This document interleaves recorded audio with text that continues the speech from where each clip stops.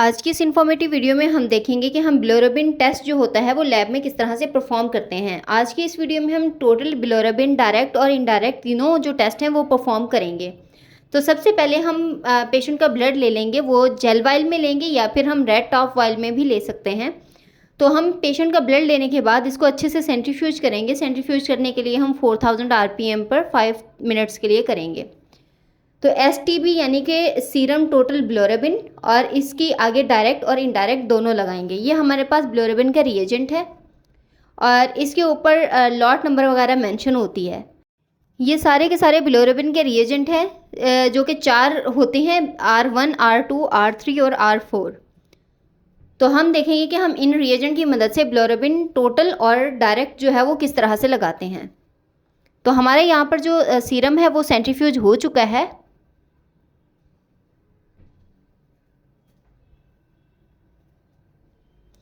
یہ آپ دیکھ سکتے ہیں کہ اس پیشنٹ کی جو بلیروبن ہے وہ بہت زیادہ ہے اور زیادہ ہونے کی وجہ سے جو ہے اس کے سیرم کا جو کلر ہے وہ اس طرح کا آ رہا ہے، شاید آپ کو دکھائی دے رہا ہو۔ تو اب ہم کیا کریں گے کہ یہ ٹوٹل جو سیرم ہے وہ ہمیں 600 مائکرو لیٹر چاہیے، لیکن یہ 600 مائکرو لیٹر سے کم ہے۔ تو اس وجہ سے ہم کیا کریں گے کہ اس پیشنٹ کی جو ہے وہ ڈائلیوشن بنائیں گے۔ ہم سب سے پہلے ہم اس سیرم کی ڈائلیوشن بنائیں گے۔ ڈائلیوشن بنانے کے لیے ہم کیا کریں گے کہ ہم ایک ٹیسٹ ٹیوب لیں گے اور اس پر پیشنٹ ID مینشن کر دیں گے۔ اب یہ آپ دیکھ سکتے ہیں کہ ہم نے الگ سے اس کا جو سیرم تھا وہ نکالا ہے اور اس کو ہم پھر سے دوبارہ سے سینٹریفیوج کریں گے تاکہ ہم جو کلیئر سیرم ہے وہ لے سکیں۔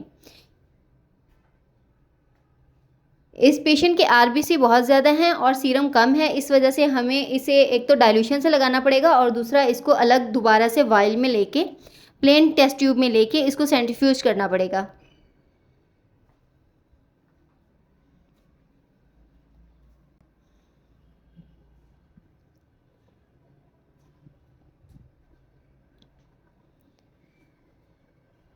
ہمارا سیرم جو ہے وہ سینٹریفیوج ہو چکا ہے۔ یہ آپ دیکھ سکتے ہیں کہ ہمارے پاس بہت ہی کم کوانٹٹی میں پیشنٹ کا سیرم اویلیبل ہے۔ اب ہم اس سیرم کی ڈائلیوشن بنائیں گے۔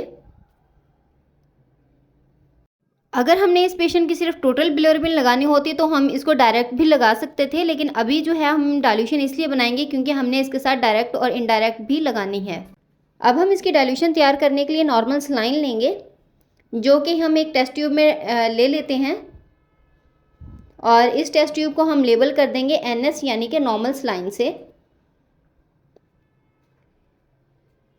تاکہ ہمیں پتہ رہے کہ ہم نے کس وائل میں کیا ڈالا ہوا ہے۔ یہ ہمارے پاس نارمل سلائن آ گیا۔ اب ہم ایک مائکرو پائپٹ لیں گے 100 مائکرو لیٹر کی اور اس کے اوپر یلو ٹپ جو ہے وہ اچھے سے سیٹ کر لیں گے۔ اب ہم ایک وائل لیں گے، ٹیسٹ ٹیوب لیں گے اور اس کو یا تو D سے لیبل کر دیں گے یا پھر ہم پیشنٹ کی ID جو ہے اس کے ساتھ بھی لیبل کر سکتے ہیں۔ تو یہاں پر 100 مائکرو لیٹر سے ہم اس ڈائلیوشن والی ٹیسٹ ٹیوب میں نارمل سلائن ڈالیں گے۔ یہ نارمل سلائن ہم 500 مائکرو لیٹر اس میں ڈالیں گے۔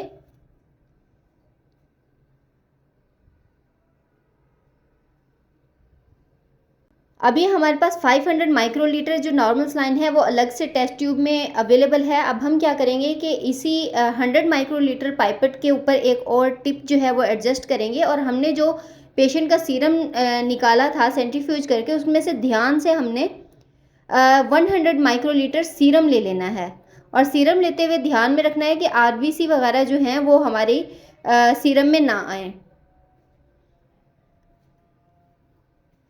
تو ہم نے یہاں پر 100 مائکرو لیٹر جو سیرم ہے وہ لے لیا ہے اور یہ ہمارے پاس اس پیشنٹ کی ڈائلیوشن جو ہے وہ تیار ہو چکی ہے۔ اب ہم نے جو ٹیسٹ لگانا ہے وہ ہم اس ڈائلیوشن سے لگائیں گے۔ اب ہم یہاں پر ٹیسٹ ٹیوبز لیں گے اور ان ٹیسٹ ٹیوبز کو لیبل کر دیں گے blank B، total bilirubin T اور ڈائریکٹ D کے ساتھ۔ تو اب ان ہی ٹیسٹ ٹیوبز میں ہم نے بلینک بھی تیار کرنا ہے، ڈائریکٹ بلیروبن بھی اور ٹوٹل بلیروبن بھی۔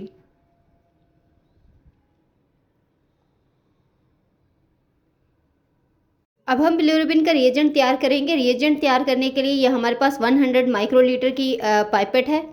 तो अब हम इसके ऊपर येलो टिप जो है वो एडजस्ट करने के बाद जो हमारे पास R1 है, ये आप देख सकते हैं कि वाइट टॉप वाला जो है वो R1 है। तो R1 में से हम रिएजेंट लेंगे 200 माइक्रोलीटर।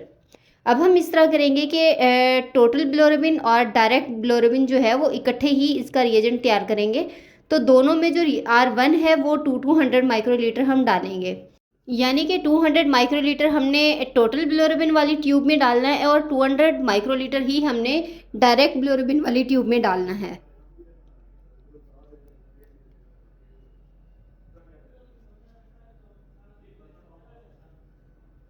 इसके बाद बारी आती है R2 की, यानी कि रिएजेंट नंबर 2 की। तो इसके लिए हम 50 माइक्रोलीटर की जो पाइपेट है वो लेंगे और इसके ऊपर हम एडजस्ट करेंगे येलो टिप। येलो टिप को अच्छे से एडजस्ट करने के बाद अब हम क्या करेंगे कि इसमें से 50 माइक्रोलीटर जो है वो इन दोनों ट्यूब्स में डाल देंगे, यानी कि R2 जो है वो 50 माइक्रोलीटर टोटल बिलिरुबिन के लिए डालना है और 50 माइक्रोलीटर ही हमने डायरेक्ट बिलिरुबिन के लिए डालना है। तो यहाँ पर हम एट अ टाइम दो जो रिएजेंट हैं वो तैयार कर रहे हैं। हम इनको अलग अलग भी तैयार कर सकते हैं, तो टाइम को बचाने के लिए हम बस एक ही टाइम पे दोनों रिएजेंट्स तैयार कर रहे हैं। अब ये हमारे पास 100 माइक्रोलीटर की पाइपेट है और इसके ऊपर की जो टिप है वो हम चेंज कर लेंगे।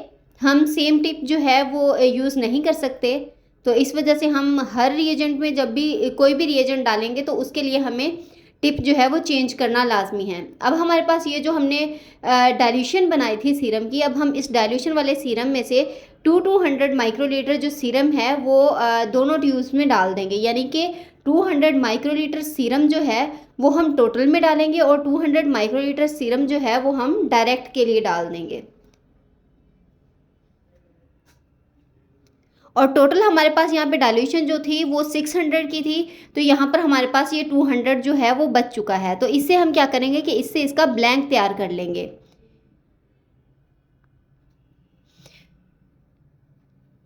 अब हम ब्लैंक के लिए क्या करेंगे कि ये जो 200 माइक्रोलीटर सीरम बचा था इसी के अंदर हम 2 ml डिस्टिल्ड वाटर या फिर हम जो नॉर्मल सलाइन है वो डाल देंगे। तो यहाँ पर हम नॉर्मल सलाइन यूज़ कर रहे हैं, तो नॉर्मल सलाइन जो है वो 2 ml जो है वो हम इस ट्यूब में डाल देंगे ब्लैंक के लिए। यहाँ पर हम 1 ml के लिए भी बना सकते थे, लेकिन हम टोटल के लिए और डायरेक्ट के लिए दोनों के लिए बना रहे हैं, तो हम इस तरह करेंगे कि 2 ml से बना लेंगे। अब यहाँ पर हमारे पास R3 है, यानी कि रिएजेंट नंबर 3, और 1 ml जो है हम R3 डालेंगे टोटल बिलिरुबिन वाली ट्यूब में। और उससे पहले हम टिप जो है वो लाजमी चेंज करेंगे। यहाँ पर हम 1 ml जो है R3 ले रहे हैं और उसको T वाली ट्यूब में डाल रहे हैं, यानी कि टोटल बिलिरुबिन वाली ट्यूब में। अब हम इसको रख देंगे 5 मिनट्स के लिए। तो इसकी जो रीडिंग है वो हम आफ्टर 5 मिनट लेंगे। इसको हमने रूम टेम्परेचर पर रखना होता है।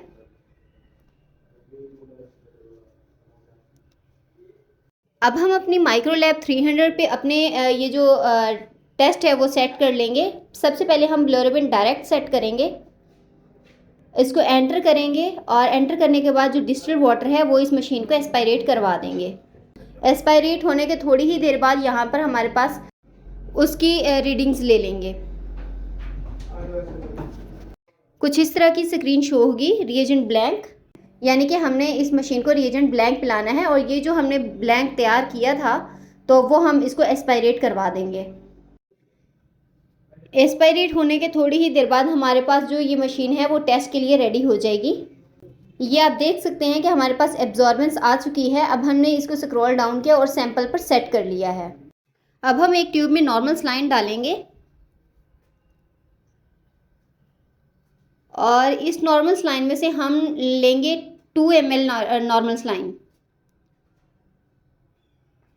ये मैंने टिप चेंज कर ली थी और ये 2 ml नॉर्मल सलाइन जो है वो हम डायरेक्ट बिलिरुबिन की जो ट्यूब है उसमें डालेंगे, टेस्ट ट्यूब में। अब ये 2 ml नॉर्मल सलाइन डालने के बाद अब हम इसकी जो डायरेक्ट की रीडिंग है वो हम ले सकते हैं। ये हम माइक्रोलैब 300 को डायरेक्ट बिलिरुबिन जो हमने टेस्ट लगाया है वो एस्पायरेट करवा देंगे। एक्सपायरेट करवाने के थोड़ी ही देर बाद यहाँ पर हमारे पास रिज़ल्ट आ जाएगा 0.2 mg/dl। अब इसका फार्मूला जो है वो मैं आपको लास्ट में बताऊंगी। तो अब यहाँ पर हम बिलोरुबिन टोटल सेट करेंगे और इसको एंटर करके इस पे जो डिस्टिल्ड वाटर है वो एक्सपायरेट करवा देंगे। ये हमारे पास रिएजेंट ब्लैंक आ गया। अब हम ब्लैंक जो है वो इसको एक्सपायरेट करवाएंगे। रिएजेंट ब्लैंक पे इसकी एब्जॉर्बेंस आ जाएगी और अब हम इसको स्क्रॉल अप या नेक्स्ट करके हम इसको सैंपल पे ले आएंगे। अब हमारे पास ये 1 ml की पाइपेट है।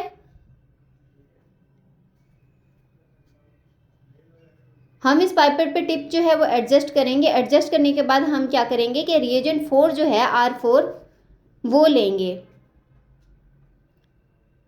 डायरेक्ट बिलोरुबिन में जो R4 है वो नहीं डलता और टोटल बिलोरुबिन में हम R4 डालेंगे।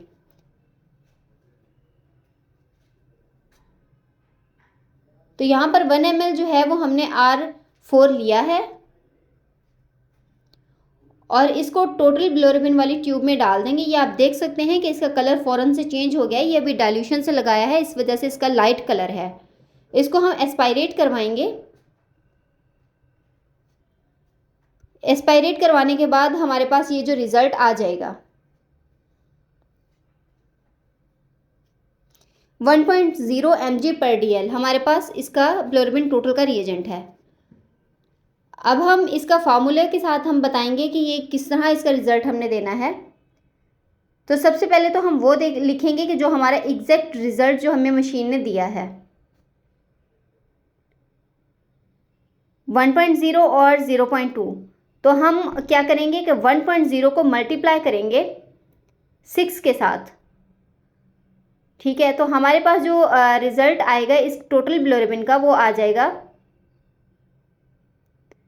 6.0। और इसी तरह हम डायरेक्ट की जब निकालेंगे तो 0.2 को मल्टीप्लाई करेंगे 6 के साथ।